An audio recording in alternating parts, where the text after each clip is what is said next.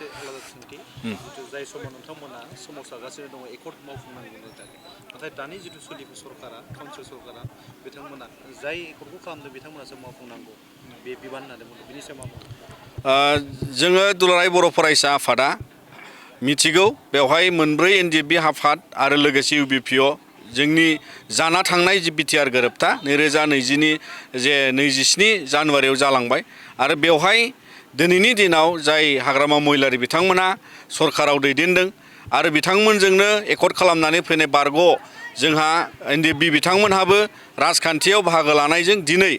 थांनाय बोसोरबायावबो प्रमद बर' बिथांनि सरकारा जालांबाय आरो दा गोदानै जिहेतु बिथांमोना राजखान्थियारि आफाद हिसाबै गोदान सरकार सालायबाय आरो बेजों बिथांमोना दिनै जिबादि BTR गोरोबथाखौ लानानै मावफुङैखौ लानानै बिथांमोना दिनै राजखान्थियारि बुब्लियाव एरायनो नाजानायनि मोनसे थासारिखौ जों नुदों नाथाय बेवहाय जों नुयो जे बर'नि बे थामथि गोरोबथायाव दिनै BTRखौ लानानै आरो बर'लेण्ड हालामनि थाखाय आरो बर' माहारिनि थाखाय बेवहाय बयबो नोजोर लाखिनांगौ आरो दिनै हाग्रामा महिलारि बिथाङा गाव जेखि बुङा मानो बिथाङा सिफ थानाय समावनो बे गोरोबथाया जादोंमोन आरो बिथाङा बे गोरोबथानि सासे उइटनेस आरो बेजों दिनै राजखान्थियारि खैसाराव बिथाङा गुबुन गुबुन मुलाम्फाखौ साननानै बे गोरोबथाखौ एरायनो सानोबा जोंनि बर' माहारिनि थाखाय बे गिदिरथार मोनसे अलखदनि थासारि फैगोन आरो बेखायनो जोङो मिजिंथियो जे दिनैनि समाव राजखान्थि खालामनायनि मुङै जाहाथे राजखान्थि बुब्लियाव बे BTR गोरोबथाखौ नासयनो नाङा मानोना बिथांमोनहाबो दिनै बेवहाय जुदि मोनसे गोदान थासारियाव राजखान्थि परिबेस मोनदों होनोब्ला दिनै जों BTR गोरोबथानि बोसोरबा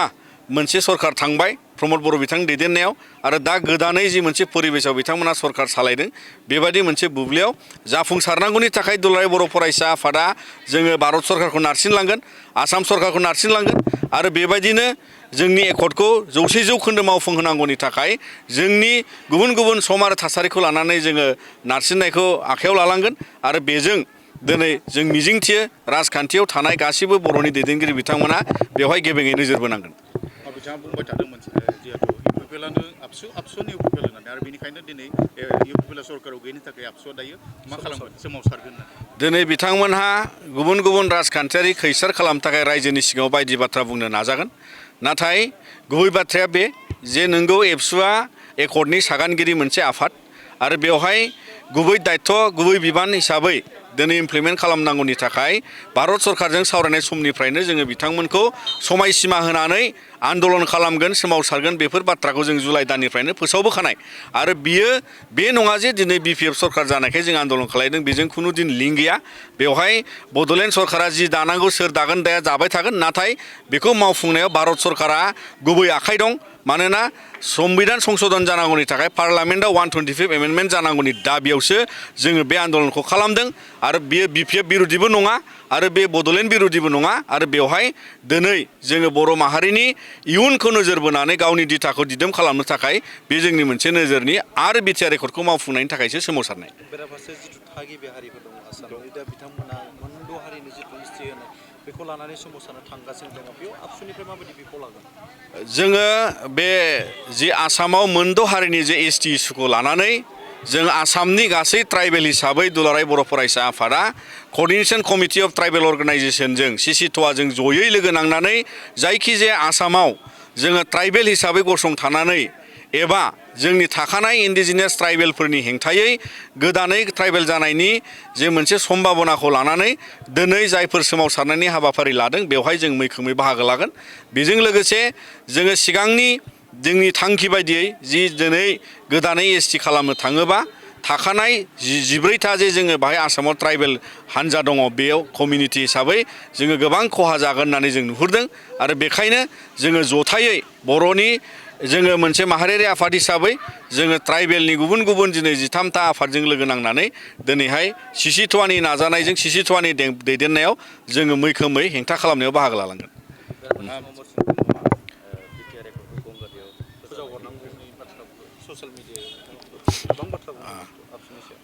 अमर सिंह ब्रह्म होननाय सासे बिथाङा गुदियाव बिथाङा फोरोंगिरिमोन बिनि उनाव बिथाङा BO जादों बिनि उनाव बिथाङा राजखान्थि हान्जा BPFनि सासे सोद्रोमामोन आरो बिनि उनाव बिथाङा रिटायार जानानै दिनै गावखौनो सासे बबे जायगानिफ्राय खिलिखो गोसोआव बिथांनियाव जों मिथिया मानोना बिथाङा मोनफ्रोमबो सोमावसारनायाव जेबो बिहोमा गैया आरो बर' माहारिनि सोमावसारनायाव बेसेबांबा जे जोंहा मुंख्लं जालांबाय सुजित नार्जारिनिफ्राय जागायनानै बांबुर गोरा जागायनानै आरो गुबुन गुबुन दिनैहाय एनडिएफबि बिएलटि एबसुनि सोमावसारनायनि उनाव जोङो थामथि गोरोबथा बर'फोरनि जे मोनसे जाफुंसारनायाव बिथांहा जेबो बिहोमा गैया आरो बिथाङा दिनै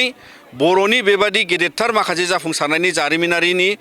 जे मोनसे खोन्दोखौ लानानै बिथाङा बेफोरबादि बाथ्रा बुंनायनि जेबो जयगथा गैया आरो बेखायनो दिनै जों सानो जे बिथाङा बेबादि माखासे माहारिनि दलिल बा जातीयता बा जोंनि राजखान्थियारि मोनथायनि जे दलिल मोनफा मोनफा बेखौ लानानै बिथाङा बेबादि बाथ्रा बुंनायनिफ्राय गोजानाव थानांगौ आरो बिथाङा बेबादि मुंख्लं आरो बेबादि आन्दलनकारिफोरखौ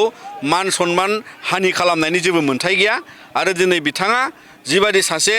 रिटायार्ड सुबुं हिसाबै बिथाङा एसे मेन्टेलि माने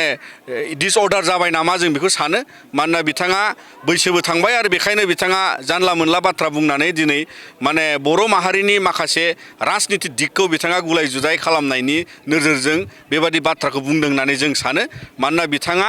गावजों सोर दं सोर गैया बेजों जेबो थिखना गैया आरो बिथाङा बेक्तिगत भाबे जिबादि हारियाव मा कन्ट्रिबिउसन जों जेबो मिथिया जोंबो बिथांनि मोनसे समाव सात्रमोन नाथाय बिथाङा हारिनि गेजेराव बेबादि माबा मोनसे बिहोमा दं जों खोनाफेराखै आरो बेखायनो बिथाङा हारिनि बेबादि गुलाय गुजाय खैसार खालामनायनिफ्राय गोजानाव थानांगौ आरो बिनि हेंथायै दुलाराय बर' फरायसा आफादा जोङो अराय जेखि जाया राहा लानांगौ जों लालांबाय थागोन। अके क्रिकेटनिया जोङो दुलाराय बर' फरायसा आफादनिफ्राय इन्डियानि दिनै क्रिकेट जे 2020नि वर्ल्ड काप जालांबाय बेवहाय इन्डियाया जे देरहासार जाबाय आइजो टीमनिफ्राय जोङो बेखौ गोसो गुवारै बरायो आरो मिजिंथियो जे बिथांमोना अराय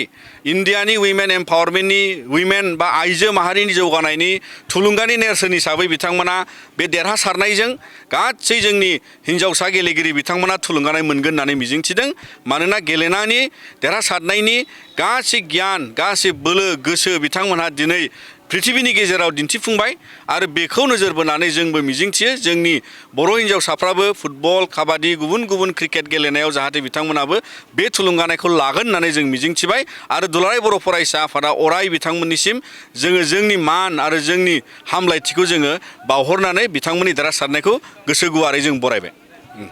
दे